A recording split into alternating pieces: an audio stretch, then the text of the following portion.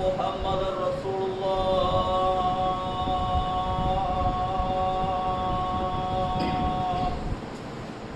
حي على الصلاة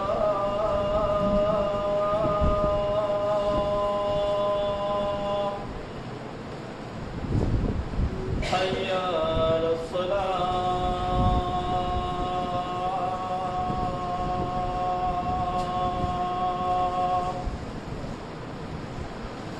حي على الفلاح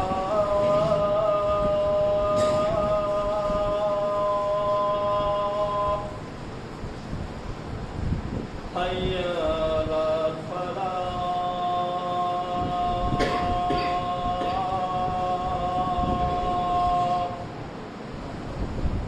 الله أكبر الله أكبر لا إله إلا الله.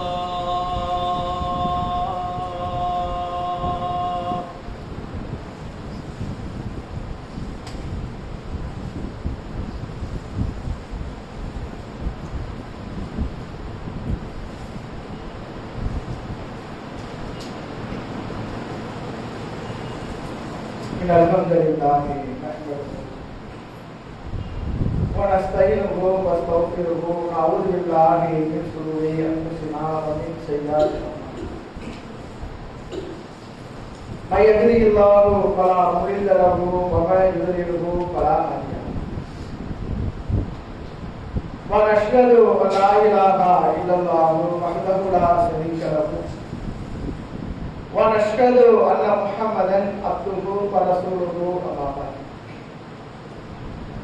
يا أيها الذين آمنوا اتقوا الله حق تقاته ولا تموتن إلا وأنتم مسلمون. அளவற்ற அருளாளரும் நிகரற்ற பேரன்புடையவனும் ஆகிய அந்த ஏக இறைவன் அல்லாஹ்வுடைய திருப்பெயரை போற்றி எனது உரையை நான் ஆரம்பம் செய்கிறேன். கண்ணியத்திற்குரிய எல்லாம் அல்ல அல்லாஹ்வுடைய நல்லடியார்களே, லா இலாஹா இல்லல்லாஹ் முஹம்மது ரசூலுல்லாஹ் என்ற அந்த கலிமாவை உறுதியாக உள்ளத்திலே ஏற்றவர்களாக முஸ்லிம்களாக இந்த உலகத்திலே வாழ்ந்து கொள்கிறோம். வணக்கத்திற்கு தகுதியானவன் அல்லாஹ்வை தவிர வேறு கடவுள் இல்லை, முஹம்மது அவர்கள் அல்லாஹ்வுடைய அடிமையாகவும் தூதராகவும் இருக்கிறார் என்பதை நான் உறுதியாக நம்புகிறேன் என்று நாம் நம்பிக்கை கொண்டிருக்கிறோம். அந்த நம்பிக்கையிலே ஒரு அனுபவமும் கூட அந்த கொள்கைக்கு எதிராக நம்முடைய வாழ்க்கையை அமைத்துக் கொள்ளாதவர்களாக நம்முடைய உள்ளம் உறுதியானதாகவும் தூய்மையானதாகவும் அதிலே இருக்கிறது. ஆனால் மற்ற விஷயங்களிலே நமது உள்ளம் தூய்மையாக இருக்கிறதா என்ற ஒரு கேள்வியை நம் முன்னால் வைத்தால் இல்லை என்பதுதான் நம்முடைய பதிலாக இருக்கும். லா இலாஹா இல்லல்லாஹ்விலே நமது உள்ளம் எந்த அளவுக்கு தூய்மையானதாக இருக்கிறதோ அது மாதிரி ஏழை பிற காரியங்களிலே நமது உள்ளம் தூய்மையாக இருக்கிறதா என்றால் பல நேரங்களிலே பல நிலைகளிலே நமது உள்ளம் அசுத்தமாக இருக்கிறது, அழுக்கடைந்து இருக்கிறது. இஸ்லாமிய மார்க்கம் உள்ளம் சம்பந்தமாக ஏராளமான செய்திகளை நமக்கு எடுத்து சொல்லுகிறது. உள்ளத்தை நீங்கள் அடிக்கடி சுத்தப்படுத்திக் கொண்டே இருக்க வேண்டும், உள்ளத்தை நீங்கள் தூய்மைப்படுத்திக் கொண்டே இருக்க வேண்டும் என்று சொல்லி நபிகள் நாயகம் ஸல்லல்லாஹு அலைஹி வஸல்லம் அவங்க பல்வேறு நிலைகளிலே அறிவுரையாகவும் பல இடங்களிலே எச்சரிக்கையும் அல்லாஹ்வுடைய தூதரவங்க நிறைய விஷயங்களை நமக்கு செய்திருக்கிறார்கள். நபிகள் நாயகம் ஸல்லல்லாஹு அலைஹி வஸல்லம் சொல்லக்கூடிய செய்தி புகாரிலே 6599வது செய்தியாக நீங்கள் பார்க்கலாம். மாமின் மௌலூதி இல்லா யூலது அலல் ஃபித்ரா, பிறக்கக்கூடிய ஒவ்வொரு குழந்தையும் இயற்கை மரபிலே தூய்மையானதாகத்தான் பிறக்கிறது என்று அல்லாஹ்வுடைய தூதர் நமக்கு சொல்றாங்க. ஏன் எந்த ஒரு குழந்தையாக இருந்தாலும் அந்த குழந்தை எப்படி பிறக்கிறது? சுத்தமானதாக பிறக்கிறது. அந்த குழந்தை வளர்ந்து ஒரு குறிப்பிட்ட பருவத்தை அடையக்கூடிய அந்த காலகட்டம் வரைக்கும் அந்த குழந்தையினுடைய உள்ளம் எப்படி இருக்கிறது?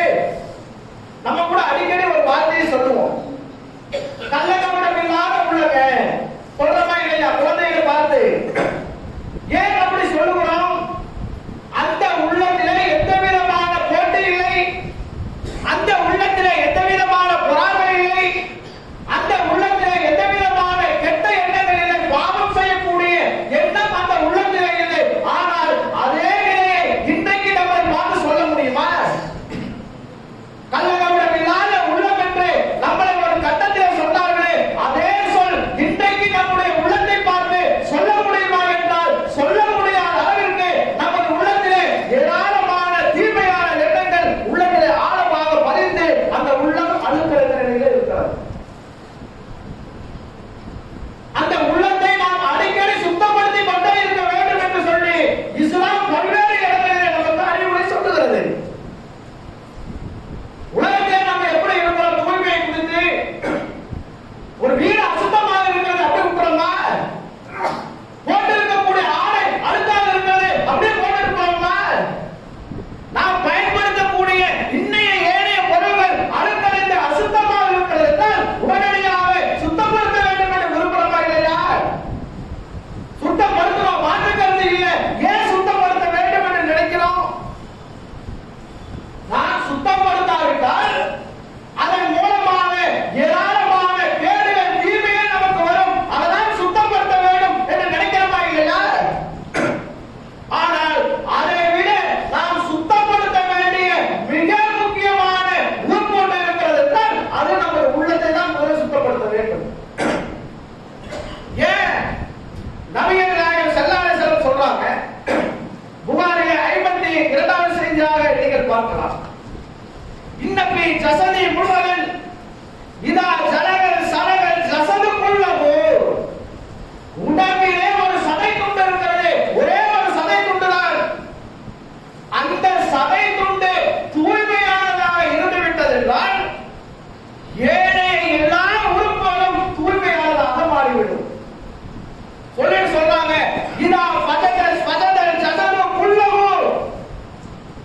அந்த உறுப்பு அழுக்கடைந்து விட்டது என்றால், சீர்கெட்டு போய்விட்டது என்றால் உடம்பில் இருக்கக்கூடிய அத்தனை உறுப்புகளும் சீர்கெட்டு போய்விடும், நாசமாகிவிடும் என்று சொல்லிவிட்டு அல்லாஹ்வுடைய தூதர் சொல்றாங்க, அல்லாஹ் நீங்கள் அறிந்து கொள்ளுங்கள்.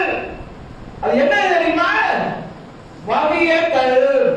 அதுதான் மனிதனுடைய உள்ளம் என்று அல்லாஹ்வுடைய தூதர் சொல்லுகிறார்கள் என்றால், அப்போ அந்த உள்ளத்தை நாம் எப்படி தூய்மைப்படுத்த வேண்டும்?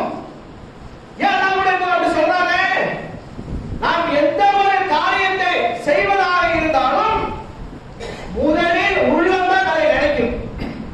உள்ளம் நினைத்த பின்பாகத்தான் உறுப்புகள் செயல்பட ஆரம்பிக்கும். அப்ப நாம் உள்ளத்தில் எந்த மாதிரியான சிந்தனை ஓட்டத்தை செலுத்துகிறோமோ அது மாதிரி நமது உறுப்புகள் செயல்படும் என்றால் அப்ப நாம் உள்ளத்தில் எந்த மாதிரியான சிந்தனையை செலுத்த வேண்டும்? அதான் நபிகள் நாயகம் ஸல்லல்லாஹு அலைஹி வஸல்லம் சொல்றாங்க, அந்த ஒரே ஒரு உறுப்பு தான் உடம்பில் இருக்கக்கூடிய அத்தனை உறுப்புகளுடைய செயல்பாடுகளையும் தீர்மானிக்கிறது என்று அல்லாஹ்வுடைய தூதர் சொல்லுகிறார்கள் என்றால் அந்த உள்ளம் தூய்மையானதாக இருக்கிறதா என்று யோசித்து பாருங்கள். அப்படிதான் இருக்குதா? உள்ளம் சுத்தமா இருக்கிறதா? நம்மளுக்கு பல்வேறு வகையான கெட்ட எண்ணங்களின் மூலமாக, பல்வேறு வகையான தீய சிந்தனைகளின் மூலமாக நமது உள்ளம் அழுக்கடைந்து இருக்கிறதா இல்லையா? பல நேரங்களில் அப்படித்தான் கெட்ட சிந்தனை ஏற்படுகிறது என்றால் அந்த உள்ளத்தை சுத்தப்படுத்திக் கொண்டே இருக்க வேண்டும். வாரத்துக்கு ஒரு தடவை, மாசத்துக்கு ஒரு தடவை என்று சொல்லி தனிமையை அமர்ந்து கொண்டு எனது உள்ளம் எதை பற்றி அதிகமாக சிந்திக்கிறது, எந்த மாதிரியான போக்கிலே எனது உள்ளம் போய்கொண்டு இருக்கிறது என்று சொல்லி ஒவ்வொரு மனிதனும் உள்ளத்தை மையப்படுத்தி சுய பரிசோதனை செய்ய வேண்டிய பொறுப்பும் கடமையும் ஒவ்வொரு முஸ்லிமுக்கும் இருக்கிறது. ஆனால் நாம் செய்கிறோமா என்கிறதான் கேள்வி. செய்யறோமா? நம்ம உள்ளத்தை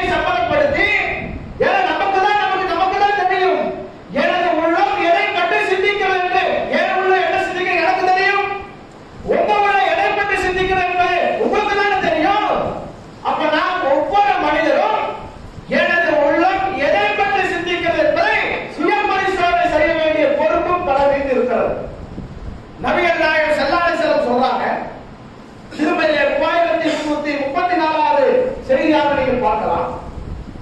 அல்லாஹ் இந்த உள்ளத்தை எப்படி வச்சிருக்காங்க சொன்னா, எல்லா மனிதர்களுக்கும் அந்த உள்ளத்தை அல்லாஹ் எப்படி அமைத்திருக்கிறான்னா, நாம் ஒரு தவறு செய்கிறோம், முதலாக ஒரு தவறு செய்கிறோம் என்றால் அந்த உள்ளம் என்ன பண்ண தெரியுமா?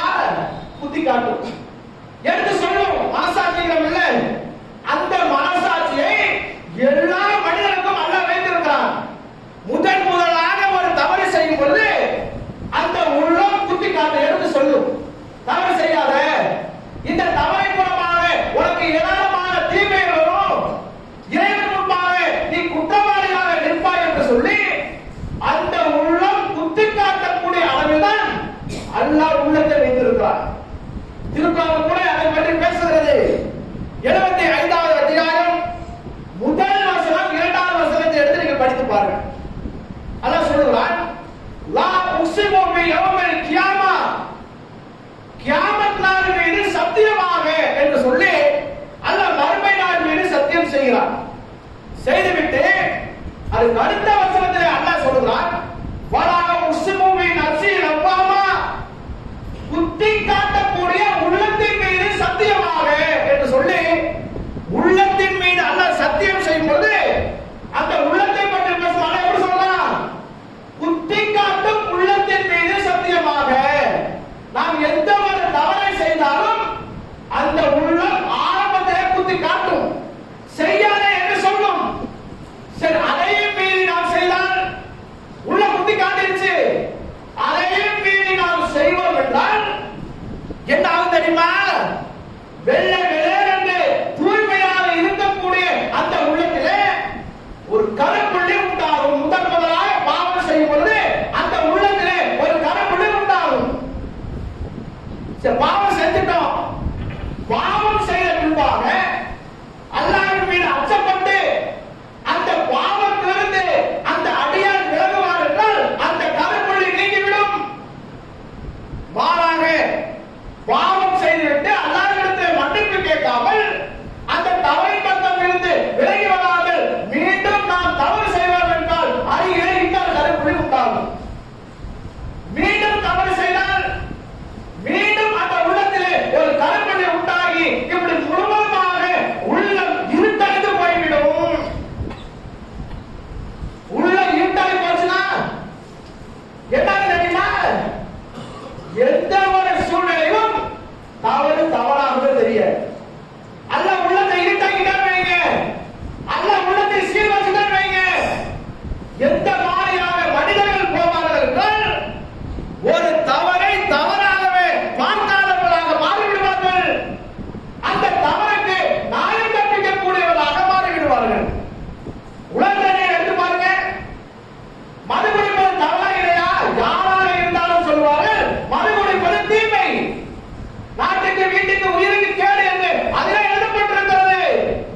ஆனால் குடிக்கிட்டு போய் கேளுங்க, ஏன் குடிக்கிறீங்கன்னு கேட்டா என்ன சொல்லுவாங்க? தப்புன்னு சொல்லுவாங்களா? அதுக்கு பல்வேறு வகையான நியாயம் கற்பிக்கக்கூடியவர்களாக மாறுவதற்கு காரணம் என்ன? அவருடைய உள்ளம் முழுமையாக இருட்டடைந்து விட்டது. அல்லாஹ் அவருடைய உள்ளத்திலே சீர் வைத்து விட்டான் என்று சொன்னால், அப்ப எந்த ஒரு சூழ்நிலையில் மனிதன் என்று சொன்னால் பாவத்துக்கு அப்பாற்பட்டவர்கள் இல்லை, பாவம் செய்யக்கூடியவர்கள் மனிதர்கள், மாற்று கருத்து இல்லை. அப்படி நாம் பாவம் செய்யக்கூடிய நேரத்தில் முதலே உள்ள உறுத்துகிறதா? உறுத்தின உடனே வெளியே வந்து விட வேண்டும். அதையும் மீறி பாவம் செஞ்சிட்டோம், அடுத்ததாக நாம் என்ன செய்ய வேண்டும் என்றால் அல்லாஹ்விடத்திலே பாவ மன்னிப்பு கேட்டு உடனடியாக அதிலிருந்து விலகி வரக்கூடியவராக நாம் இருக்க வேண்டும்.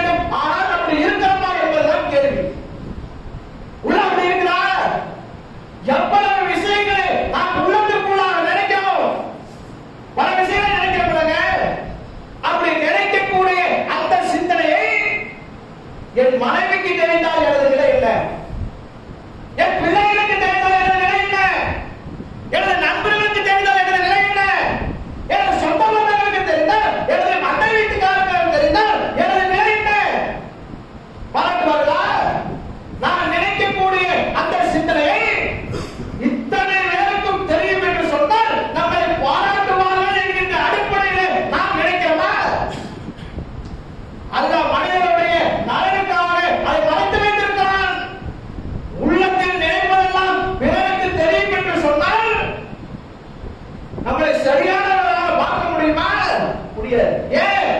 அப்படிப்பட்ட ஏராளமான தீய எண்ணங்கள் நமது உள்ளத்தில் ஆழமாக பதிந்திருக்கிறது. அதிலிருந்து வெளியே வரணும். உள்ளத்தை சுத்தப்படுத்த வேண்டும்.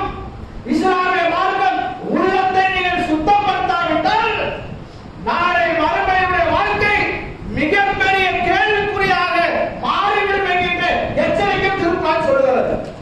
யார் உள்ளத்தை தூய்மைப்படுத்தி விட்டாரோ அவர்கள் வெற்றி பெற்று விட்டார்கள் என்று இறைவன் திருமறையில் பேசுகிறார். வெற்றி என்றால் என்ன?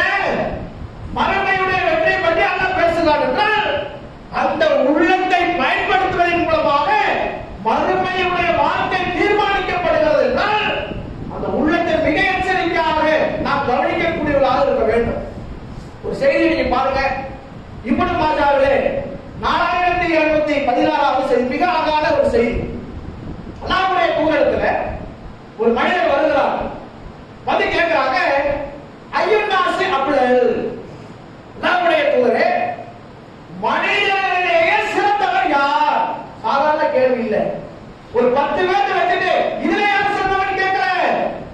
ஒட்டுமொத்த மனிதர்களும் சிறந்தவர் யார் அல்லாஹ்வுடைய தூதரே என்ற ஒரு கேள்வியை வைக்கிறார். அப்ப நபிகள் நாயகம் ஸல்லல்லாஹு அலைஹி வஸல்லம் சொல்றாங்க, குல்லு மஹ்மூமுன் தல், உள்ள பரிசுத்தப்படுத்தப்பட்ட உள்ளம் யாரிடத்தில் இருக்கிறதோ அவர்கள்தான் மனிதர்களிலேயே சிறந்தவர் என்று சொல்லிவிட்டு சொல்றாங்க, சதுக்குல் லிசான், உண்மை பேசும் நாவு. ரெண்டு விஷயத்தை சொல்றாங்க. பரிசுத்தப்படுத்தப்பட்ட உள்ளமும் உண்மை பேசும் நாவும் யாரிடத்தில் இருக்கிறதோ அவர்கள்தான் மனிதர்களிலேயே சிறந்தவர் என்று அல்லாஹ்வுடைய தூதர் சொல்லுகிறார்கள். அப்ப அந்த மனிதர் கேட்கிறாங்க, காலம் சதுக்குல் லிசான் தக்ரீபு, அல்லாஹ்வுடைய தூதரே உண்மை பேசும் நாவு என்ன எங்களுக்கு தெரிகிறது.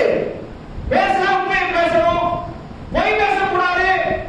இதை நாங்கள் அறிந்து வைத்திருக்கிறோம். பலா மக்மூமுல் கல்ப், சுத்தப்படுத்தப்பட்ட உள்ளம் என்றால் என்ன? அது எங்களுக்கு தெரிய மாட்டேங்குது. உள்ளத்தை சுத்தப்படுத்தா என்ன எங்களுக்கு புரிய மாட்டேங்குது.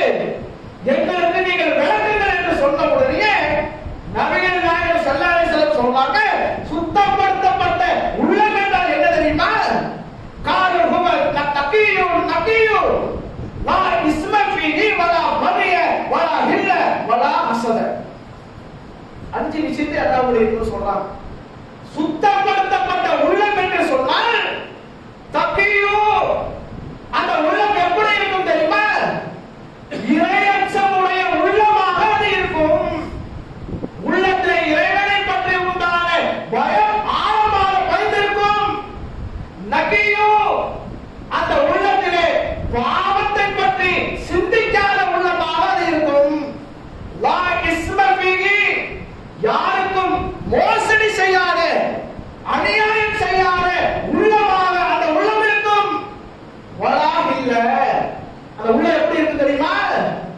கயமை தரம் இல்லாத, ரெட்டரசம் போடுவாங்களே, உள்ளுக்குள்ள ஒண்ணு வச்சுட்டு வெளியே ஒண்ணு பேசுவாங்களே, அந்த மாதிரி பேசாத, கயமை தரம் திருட்டுத்தனம் இல்லாத உள்ளமாக அந்த உள்ளம் இருக்கும்.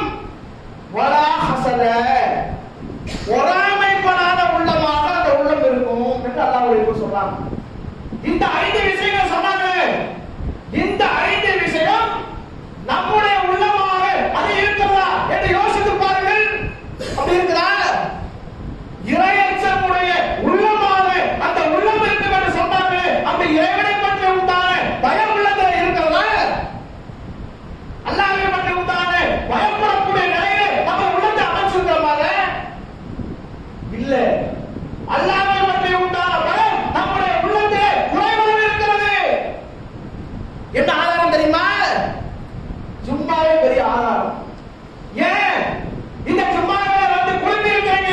இதற்கு முன்பாக சுபூர் தொழுகையை தவிர முஸ்லிம்கள் எத்தனை பேர் சொல்ல முடியுமா? நான் சும்மா உட்கார்ந்துக்கிறேன், பதில் சொல்லுமா? பதில் எத்தனை சபைகள் புந்துச்சு? எத்தனை பேர் வந்து தொழணும்? நேற்று இசா தொழுகை முஸ்லிம்கள் எத்தனை பேர் பார்க்க முடியுதா? பள்ளிவாசல் எல்லாம் சும்மா முடிந்த பின்பாக காலியாக இருக்கிறது. காரணம் என்ன? அந்த உள்ளத்திலே இறைவனை பற்றி உண்டான அச்சம் இல்லை. உள்ளத்திலே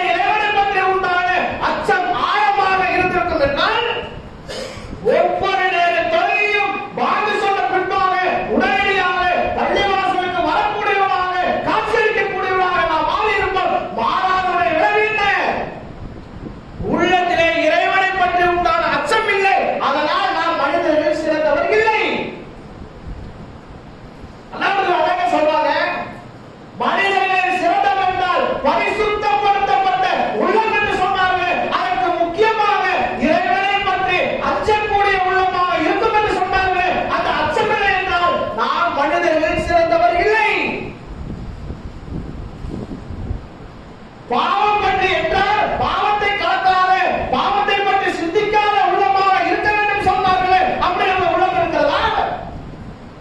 ஒரு நாளைக்கு எடுத்து பாருங்கள், பாவத்தை பற்றி அதிகமாக நினைக்கிறோமா, நன்மை பற்றி அதிகமாக நினைக்கிறோமா? அவருடைய உள்ளத்தை ஆழமாக கை வைத்து கேளுங்கள்.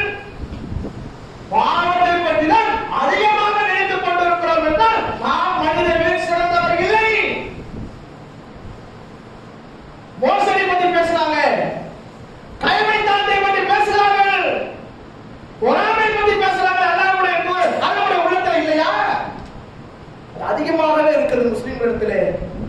ஒருவருடைய வளர்ச்சியை பார்த்து தாங்க முடிய மாட்டேங்குது, வயிறு எரியுது. சொந்தத்திலே ஒருவர் வீடு கட்டியிருக்கிறாங்க, கஷ்டப்பட்டு பல வருடங்களாக உழைத்து ஒரு வீடு கட்டினா சொந்தமாக தாங்க மாட்டேங்குது. உள்ளத்திலே ஏற்படுகிறது பொறாமை. ஒரு கடை வைக்கிறாரு, உடனே குடிக்கிறாங்க. இப்போ இதனால ஒரு வேலைக்கு போயிட்டு இருந்தா இப்ப கடை வச்சிருக்கிறாரு, தாங்க முடியுதா? உள்ளத்திலே அந்த பொறாமை என்கின்ற அந்த நோய் உள்ளத்தில் ஆழமாக பதிந்திருக்கிறது. ஒருவருடைய வளர்ச்சியை பார்த்து பொறாமைப்படக்கூடியவர்களாக இன்றைய முஸ்லிம்கள் அதிகமானவர் இருக்கிறார்கள் என்றால் அந்த உள்ளத்திலே பொறாமை என்கின்ற நோய் இருக்கிறது என்றால் நாம் மனிதர்கள் சிறந்தவர் இல்லை. பொறாமை என்ற சாதாரண விஷயம் நினைக்கிறீங்களா? எந்த மாதிரியான விளைவுகளை ஏற்படுத்தும் தெரியுமா? நம்ம சாதாரணமாக பொறாமை நினைத்துக் கொண்டிருக்கிறோம். திருப்பாருடைய வரலாறுகளை நீங்கள் எடுத்து பாருங்கள். பொறாமை என்பது மனிதர்களை எந்த மாதிரியான நிலைக்கு கொண்டு சென்றிருக்கிறது என்பதற்கு ஏராளமான வரலாற்று செய்திகள் திருமறைக்குள் பல இடங்களிலே இறைவன் பேசுகிறார். ஆதம் அலைஹிஸ்ஸலாமுடைய வரலாறுகள் நமக்கு சொல்லக்கூடிய பாடம் என்ன? அல்லாஹ் ஆதம் அலைஹிஸ்ஸலாமை படைக்கிறான், பல்வேறு வகையான ஆட்களை ஆதம் அலைஹிஸ்ஸலாமுக்கு கொடுக்கிறான்.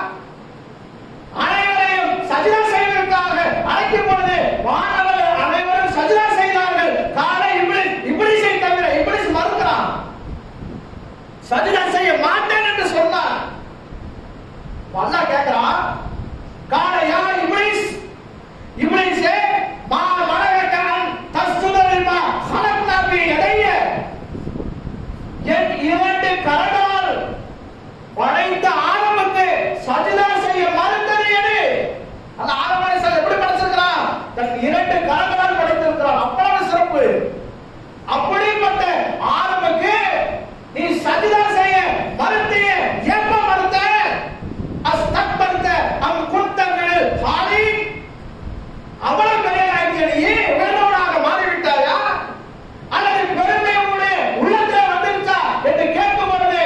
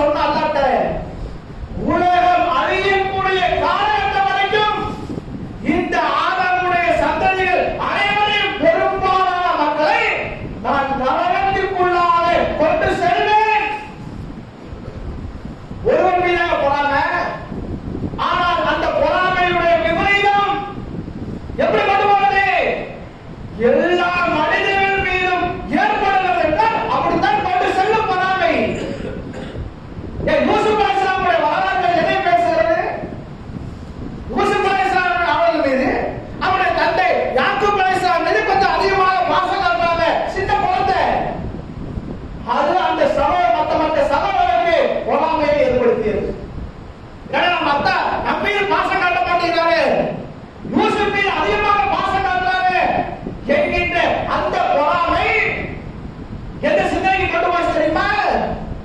யூசுப்பை கொலை செய்து விட வேண்டும். சில பேர் பேசுகிறார். கொஞ்சம் சிந்தித்து பார்த்தா யார் மீது நம்ம சகோதரன் கோபம் இருக்கணும்? அத்தான் மீது நம்ம பொறாமை வந்திருக்கணும். குழந்தைக்கு என்ன தெரியும்? அத்தா பாசம் காட்டுறாரு, காரணம் பார்த்தா அத்தான் மீது நம்மளுக்கு கோபம் வரணும். ஆனால் பொறாமை யார் மீது வந்தது? யூசுப் அலைஹிஸ்ஸலாம் மீது வருகிறது. அதனுடைய விபரீதம் எங்க போகுது? யூசுப்பை கொலை செய்ய வேண்டும் என்று சில சாரார் பேசுகிறார்கள்.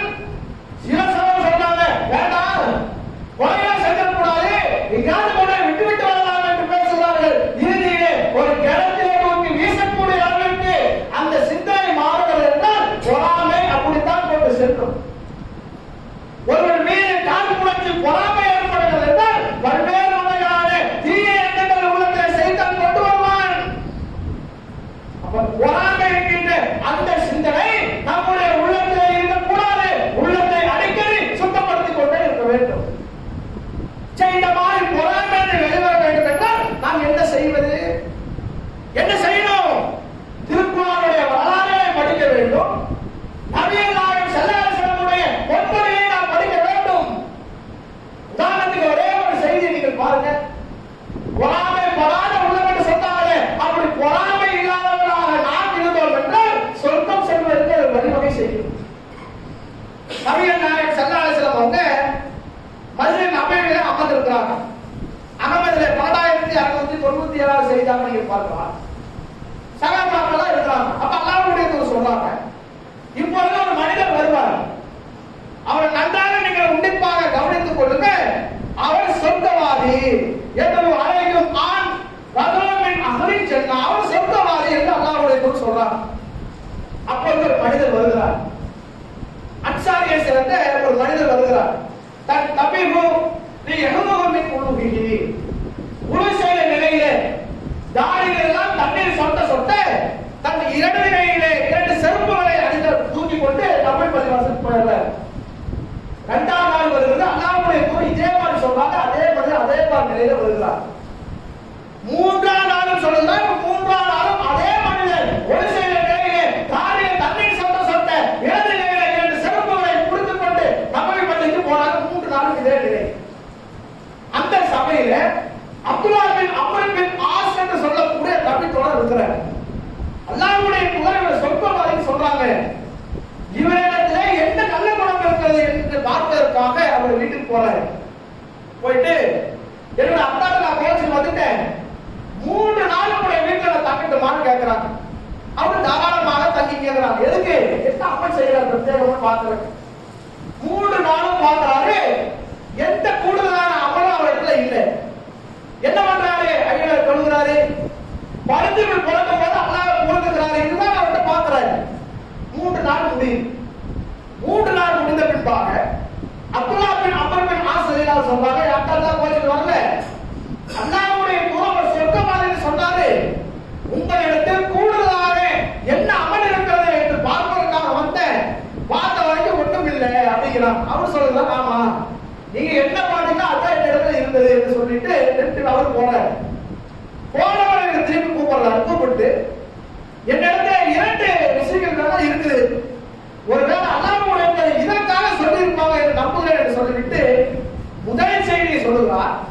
லா அஜ்து ஃபீ நஃப்ஸி அலா அஹதின் மினல் முஸ்லிமீன இஸ்ஸா, என் வாழ்க்கையிலே எந்த ஒரு முஸ்லிமுக்கும் நான் கேடு நினைத்ததே கிடையாது என்று சொல்றார். முதல் விஷயத்தை சொல்றாரு.